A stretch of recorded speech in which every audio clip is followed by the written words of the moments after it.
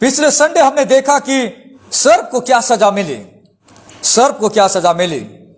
जिस सर्प को आज मैं और आप देखते हैं, स्नेक को देखते हैं, ओरिजिनल क्रिएशन में वो वैसा नहीं था और वो बहुत ही ब्यूटीफुल था, क्योंकि अदन की वाटिका में वो रह रहा था। और हम बाइबल को पढ़ते हैं तो समझ पाते हैं कि परमेश्वर ने जो भी बनाया बहुत ही अच्छा बनाया था और परमेश्वर ने कहा कि अच्छा है।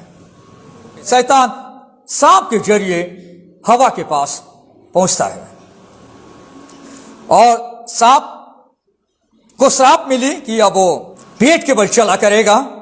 उसके पहले सांप पेट के बल चला नहीं करता था। श्राप के बाद आज हम स्नेक को पेट के बल चलता हुआ देखते हैं और जीवन भर मिट्टी चाटता रहेगा। हो सकता है उसके पहले वो मिट्टी चाटता ना रहा हो, पर इसके पीछे जो मेन मास्टरमाइंड है, शैतान है, उसको भी परमेश्वर ने कर्स दिया पद 15 में। और शैतान से परमेश्वर ने कहा कि मैं तेरे और इस स्त्री के बीच में और तेरे वंश और इसके वंश के बीच में बैर उत्पन्न करूंगा, वह तेरे सिर को कुचल डालेगा और तू उसकी एड़ी को डसेगा। तब से लेकर आज तक परमेश्वर के लोग और शैतान की सेना के बीच में लड़ाई चल रही है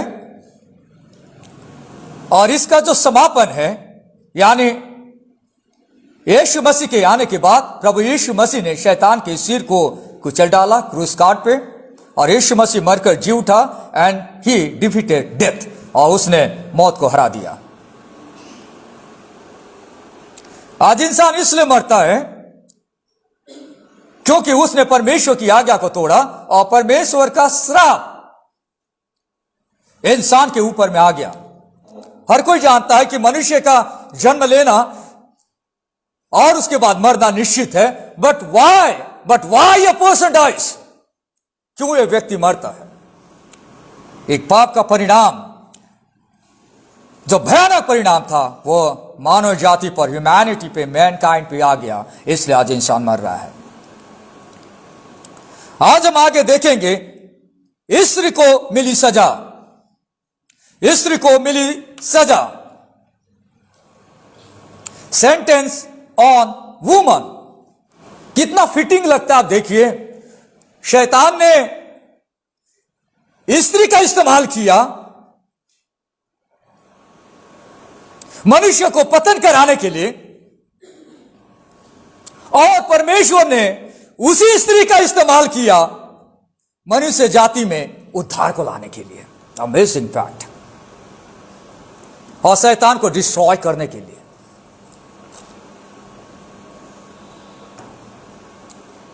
स्त्री ने अपने कर्ता की आवाज को सुनने के बजाय कृष्ण की आवाज को सुना।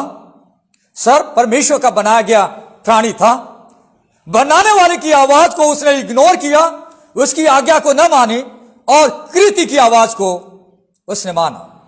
कई बार इंसान बड़ा मिस्टेक करता है। कई बार लोग अपने अधिकारियों की आवाज को सुनते हैं, किसी बड़े व्यक्ति की आवाज को सुनते हैं, यद्यपि वो वचन का कॉन्ट्रेरी है, परमेश्वर के वचन के अगेंस्ट में है, फिर भी उसकी आवाज को सुनते हैं, कृष्ण की आवाज को सुनते हैं, कर्ता की आवाज को नहीं सुनते। सेम पाप रिपीटेशन में आज दुनिया के लोगों को कब्जे में ले रखा है। स्त्री जो थी उसको शैतान ने एक जरिया बनाया, इंस्ट्रूमेंट के रूप में उसको इस्तेमाल किया कि वह आदम को पतन की ओर धकेल सके। यह उसने पाप किया, उसे नहीं करना था, पर हर पाप का एक परिणाम होता है। Every sin has its own consequence. उसकी सजा क्या थी? नंबर 1, अगर आप यहां पे देखते हैं पद 16 में, फिर स्त्री से उसने कहा, मैं तेरी पीड़ा और तेरे गर्भवती होने के दुख को बहुत बढ़ाऊंगा। तू पीड़ित होकर बालक उत्पन्न करेगी और तेरी लालसा तेरे पति की ओर होगी। To the woman he said, I will greatly increase your pains in childbearing. With pain you will give birth to children. Your desire will be for your husband and he will rule over you. इस एक पद को आज हम समझने का प्रयास करेंगे परमेश्वर के वचन से। इसका एक्सपोजिशन को हम समझने का प्रयास करेंगे। 3 अध्याय 16वां पद, उत्पत्ति 3 अध्याय उसका 16वां पद। स्त्री को क्या सजा मिली? नंबर 1,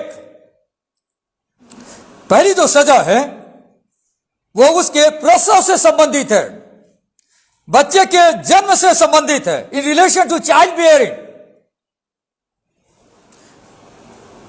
क्या सजा है? प्रसव पीड़ा को झेलेगी, प्रसव पीड़ा को अनुभव करेगी। ये कहां से आया? उस पाप के कारण में, उस पाप के कारण में प्रसव पीड़ा को आज स्त्रियां झेल रही है जब वो बच्चों को जन्म देती है।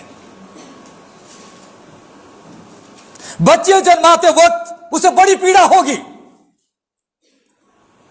एक बच्चा पैदा करेगी तो उसकी पीड़ा होगी, दूसरा बच्चा पैदा करेगी तो उसकी पीड़ा होगी। जितना बच्चा पैदा करेगी उतनी पीड़ा को अनुभव करेगी, और उसके बाद भी बच्चों को पालने की पीड़ा से भी वो अछूती नहीं रहेगी। The physical pain of child birth will be magnified. जब एक मां अपने बच्चे को जन्म देती है तब वो प्रसव पीड़ा को झेलती है, उसके दर्द को एक्सपीरियंस करती है। ये उसे सजा के रूप में मिला है। कई बार आप जानते हैं प्रसव पीड़ा के दौरान कई महिलाओं की डेथ भी हो जाती है। From where it is coming this the curse. पहले जमाने में तो ज्यादा महिलाएं मरती थी क्योंकि उस समय फैसिलिटीज नहीं थे, उस समय टेक्नोलॉजी नहीं थी, टेक्निक्स नहीं थे। और हमारे देश में ओल्ड इतिहास को हम पढ़ते हैं, उस दौरान बहुत सारी महिलाएं प्रसव पीड़ा के दौरान बच्चे जन्माते वक्त मर जाती थी। कई बार पता चला कि अंदर में बच्चा ऐसे पोस्चर में है कुछ बच्चे को निकल में बड़ी मुश्किल हो रही है। उस समय मेडिकल फैसिलिटीज नहीं थे हमारे देश में और महिलाएं मर जाती थी। कई बार बच्चा भी मर जाता था अंदर में। आज भी ये घटनाएं घट रही है बहुत सारे जगहों में। आज भी कई बार इस टाइप की चीजें घट रही है। कर्स के कारण में, श्राप के कारण में प्रसव पीड़ा को आज महिला झेल रही है। आज इतनी सारी टेक्नोलॉजी डेवलप हो गए हैं, उसके बावजूद भी महिला स्ट्रगल कर रही है, उसके बावजूद भी महिलाएं सफर कर रही है मिसकैरेज का, ब्लीडिंग का, और डॉक्टर बोलते बेड रेस्ट करिए। कई सारे प्रैक्टिकल प्रॉब्लम्स महिलाओं को झेलना पड़ रहा है चाइल्ड बेयरिंग रिलेटेड। कहां से आ रहा है? उस श्राप के कारण। सर्जरी भी हो जा रहे हैं, ऑपरेशन हो जा रहे हैं महिलाओं के, पर ऑपरेशन भी पेनफुल है। बच्चा तो जन्म ले लेता है पर उसके बाद जहां पे ऑपरेशन हुए रहता है उस महिला को कई सालों तक उस दर्द को बेयर करके चलना पड़ता है ऑपरेशन के बाद भी। और कहा जाता है कि सारे जंतु प्राणी की तुलना में, सारे जंतु और प्राणी की तुलना में जब एक स्त्री बच्चा पैदा करती है तो उसका दुख सबसे ज्यादा होता है। यानी एक स्त्री सबसे ज्यादा दुख उठाती है जब वो बच्चे पैदा करती है। जानवर को भी इतना दुख नहीं होता जितना एक स्त्री को होता है।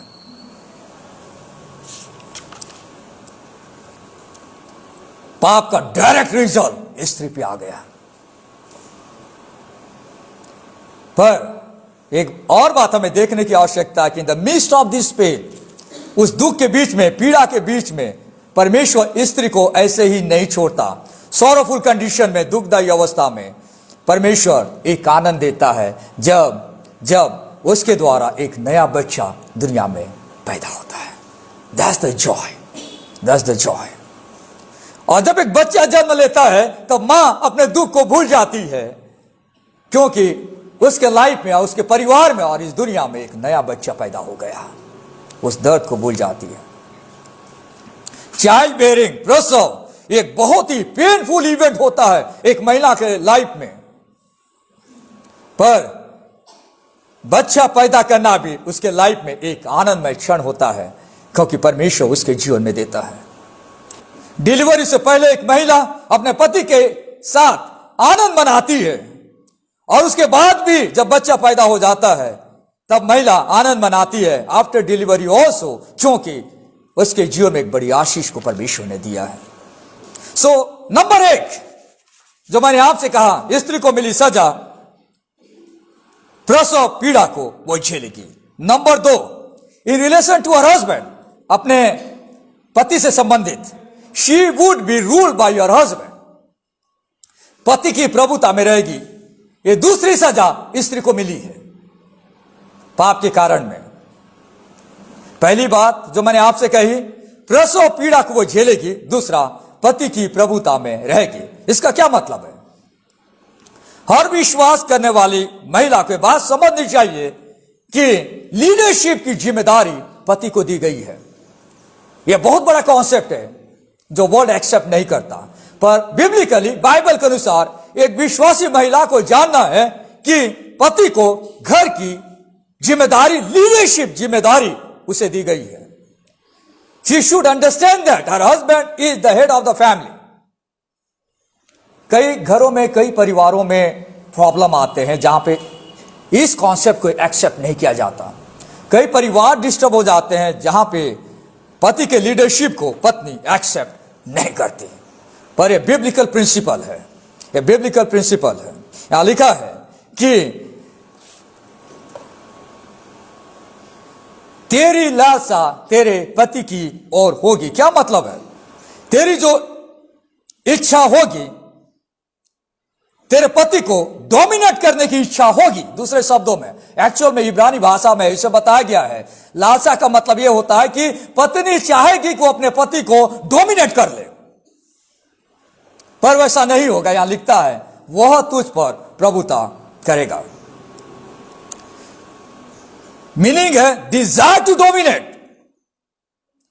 स्त्री ने पति के अधिकार को छीनकर, हड़प कर अपना कदम बढ़ाया और परमेश्वर के विरुद्ध में पाप किया। पति पर हावी होने की प्रवृत्ति स्त्री के नेचर में अब आ गई है। समझ रहे हैं आप? पति पर हावी होने की प्रवृत्ति after the fall has come in the life of woman.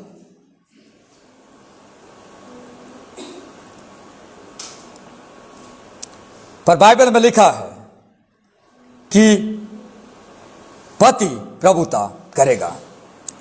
पति को परमेश्वर ने परिवार में शासन करने के लिए नियुक्त किया है। जब एक स्त्री इस बिब्लिकल टीचिंग को एक्सेप्ट नहीं करती तो वो प्रभु से दूर जाकर गड्ढे में गिरती है, अपने लाइफ को बर्बाद करती है और कई बार पाप में पड़कर अपने जीवन को बर्बाद कर देती है। आज मैं आपको बताना चाहता हूं कि हो सकता है आपके घर में प्रॉब्लम हो सकता है कि आपके पति आपकी बात न सुनते हो, आपका आपस में अनबन है, या जब आप अपने पति से खुश नहीं हैं और आपकी जो जरूरत है आपका पति पूरा नहीं करता है, ऐसी अवस्था में सावधान होकर शैतान की परीक्षा में मत पड़िए कि मैं इंडिपेंडेंट लाइफ जीना चाहती हूं या मैं फ्री लाइफ जीना चाहती हूं। कई घरों में, कई परिवारों में स्त्रियां इंडिपेंडेंट लाइफ जीने के चक्कर में अपने मैरिज लाइफ को बर्बाद कर देती है और कई बार ऐसी नौबत आती है कि आपस में दोनों के बीच में तलाक ही एक जरिया बनता है। आज कई क्रिश्चियन फैमिलीज, पति और पत्नी इस बिब्लिकल प्रिंसिपल को न जानने के कारण में घर में ट्रेजिक को एक्सपीरियंस कर रहे हैं। कई कलीसियाओं में पति और पत्नी के बीच में रेकन्सिलिएशन का प्रोसेस चल रहा है क्योंकि कई सारे परिवार टूट गए हैं। कई पास्टर स्ट्रगल कर रहे हैं कि कैसे पति और पत्नी के बीच में यूनिटी को लाया जाए, पर अनबिब्लिकल प्रिंसिपल ने परिवार को बर्बाद कर दिया है। कई क्रिश्चियन फैमिलीज में डिवोर्स हो रहे हैं। कितने दुख की बात है। क्यों? एक महिला अपने तरीके से इंडिपेंडेंट लाइफ जीना चाह रही है। शैतान के झूठ को मत सुनिए। महिलाएं सचेत हो जाइए, शैतान के झूठ को सही समझकर मत फॉलो करिए, आपका परिवार बर्बाद हो जाएगा। शैतान क्या बोलता है? अरे आपका पति आपको बहुत मारता पीटता है, आपको बहुत परेशान करता है, शराब पीता है, तकलीफ में डालकर रखा है, और आप अपने पति से खुश नहीं है। आपके ऊपर में कई सारे रेस्ट्रिक्शन आपके हस्बैंड ने लगा के रखा है। आप अकेले घूम नहीं सकते। बाहर निकलो, दुनिया में बाहर निकलो और live independent life. You can drink, you can move ahead, you can roam around, अपने फ्रेंड के साथ घूमना फिरना, एंजॉय करो, बी फ्री। क्यों किसी के अधीनता में जीवन जीना है? शैतान की आवाज को मत सुनिए, यू विल सफर। आपको बहुत बड़ा नुकसान होगा। एक्सेप्ट करिए कि पति को परमेश्वर ने परिवार का लीडरशिप प्रदान किया है, पर इसका मतलब यह नहीं है कि स्त्री हीन है और पुरुष श्रेष्ठ है। इसका मतलब यह नहीं है कि स्त्री नीच है और पुरुष उच्च है। इसका मतलब यह नहीं है कि स्त्री घटिया है और पुरुष बेहतर है। यह इसका मतलब नहीं है। पति के अधीन में रहना या पति के लीडरशिप को एक्सेप्ट करना, इसका मतलब कि स्त्री हीन है, नीच है, घटिया है, निम्न है, वो उसका मतलब नहीं है। यहां पर लिखा है कि और वह तुझ पर प्रभुता करेगा, he will rule over you. इसका मतलब क्या है? इसका मतलब यह नहीं है कि पति जो भी बोले उसकी पत्नी करे जानकर कि यह वचन के विरुद्ध है। इसको भी आप समझिए। कई बार कई सारे पति अपने पत्नियों को वो काम कराना चाहते हैं जो बाइबल के अगेंस्ट में है, और कहते हैं कि मैं तुम्हारा लीडर हूं, हेड हूं, मुझे घर को चलाने की जिम्मेदारी दी गई है, मुझे लीडरशिप रोल दिया गया है, इसलिए मैं जो बोलता हूं पत्नी तुम वो करो। That is absolutely wrong. पतियों को समझदार बनने की आवश्यकता है। आपको अगर लीडरशिप रोल दिया गया, इसका मतलब यह नहीं है कि आप जो बोले आपकी पत्नी करते रहे जानकर भी कि परमेश्वर के वचन के विरोध है।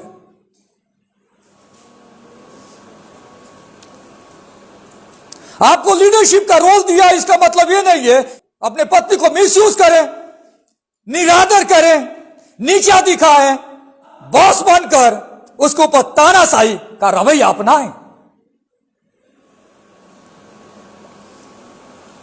बाइबल में लिखा है, एफिसों की पत्री उसका 5वां अध्याय 25वां पद देखिए। एफिसों की पत्री उसका 5वां अध्याय 25वां पद में परमेश्वर के वचन में इस रिलेशनशिप को समझाया गया है। 5:25 में लिखा, हे पतियों अपनी अपनी पत्नी से प्रेम रखो जैसा मसीह ने कलीसिया से प्रेम करके अपने आप को उसके लिए दे दिया। मनुष्य के पतन के कारण में अब यह रिश्ता उतना आसान नहीं है। इसलिए तो आज फैमिलीज में पति पत्नियों के बीच में प्रॉब्लम है। आज पति अपने हेडशिप को बनाए रखने के लिए हर दांव वो खेलते रहता है। पाप ने करप्शन को ले आया है। करप्शन में क्या है? यह है कि आज पत्नी अपने पति के अधीन रहना पसंद नहीं करती और पति लविंगली अपने पत्नी को सही लीडरशिप प्रदान नहीं कर पा रहा है। पत्नी अपने पति को डोमिनेट करना चाह रही है, कंट्रोल करना चाह रही है। परमेश्वर के वचन के अगेंस्ट में, against the divinely appointed headship, और पति अपने पत्नी का बॉस बनना चाह रहा है। दोनों जगह चैलेंजेस है, दोनों जगह चैलेंजेस है। Rule of love is replace by struggle and dominion. कहां से आया? इस स्त्री के द्वारा। जब स्त्री ने परमेश्वर की आज्ञा को तोड़ा, वहां पे उसको सजा मिली। सजा यह है कि प्रसव पीड़ा को वो झेलते रहेगी। पर परमेश्वर ने उसके साथ उसे जॉय भी दिया। जब वो एक बच्चे को जन्म देती है तो जॉय उसके जीवन में आ जाता है।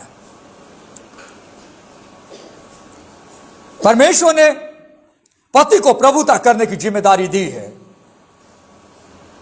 पत्नियां कई बार इस रूल को तोड़ने की कोशिश करती है, पर तोड़ने में पत्नी की भलाई नहीं है।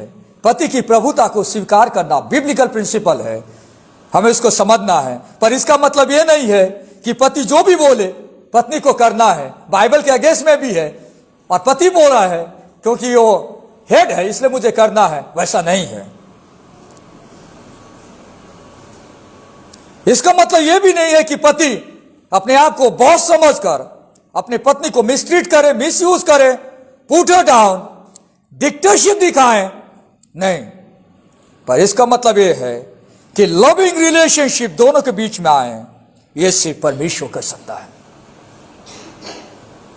कहते हैं कि एक अच्छा मसीह व्यक्ति मिल सकता है, एक परमेश्वर का भय मानने वाली स्त्री मिल सकती है, पर गॉडली फैमिली जहां पति और पत्नी दोनों मिलकर एक विचारधारा के साथ परमेश्वर के लिए जीते हैं, परमेश्वर के लिए काम करते हैं, वैसा परिवार मिलना बड़ा मुश्किल है। और यह शैतान का सबसे बड़ा अटैक है, परिवार को बर्बाद करने का। वो जानता है कि अगर पति और पत्नी के बीच में प्रॉब्लम खड़ा कर दे तो वो परिवार कभी भी परमेश्वर के लिए काम नहीं कर पाएगा। इसलिए कई सारी बातों को लेकर शैतान परिवार के अंदर में एंट्री मारता है कि दोनों के बीच में जो जॉयफुल लाइफ है उसको ब्रेक कर दे और वो जीत जाए। इसलिए आज कई सारे परिवार उस प्रकार की परेशानियों से आज गुजर रहे हैं। शैतान का एक बड़ा स्ट्रेटेजी है, इसको समझिए। ये क्यों हो रहा है उसको भी समझिए। आफ्टर द फॉल, पतन के बाद ये जो श्राप मिला है, उस श्राप के बाद आज पति और पत्नी दोनों अपने आप को बड़ा बनाने के प्रयास में हैं, पर उनके बीच में जो लव है, वो लव जो है वो रिप्लेस हो गया है। लव यानी प्रेम हटकर वहां पे अब स्ट्रगल और डोमिनियन हावी हो गया है। आज का जो पद है, पत्नी को सजा मिली, उसके ऊपर आधारित है। इसलिए पत्नियों को समझना बहुत जरूरी है। आने वाले संडे में पति को क्या सजा मिली उसको हम समझने का प्रयास करेंगे। मेरे प्रियो, परमेश्वर ने मुझे और आपको इसलिए चुना है कि मैं और आप शैतान के टेम्पटेशन में आकर अपने परिवार को नाश न करें, अपने परिवार को नाश न करें। बिब्लिकल प्रिंसिपल को फॉलो करें, बाइबल की टीचिंग को फॉलो करें, तो अच्छे पत्नियां बनेंगी, अच्छे पति बनेंगे, अच्छे हस्बैंड वाइफ बनेंगे और अच्छी कलीसिया भी बनेगी। आइए हम परमेश्वर से प्रार्थना करें। प्यारे प्रभु, हम आपको धन्यवाद देना चाहते हैं सुंदर वचन के लिए।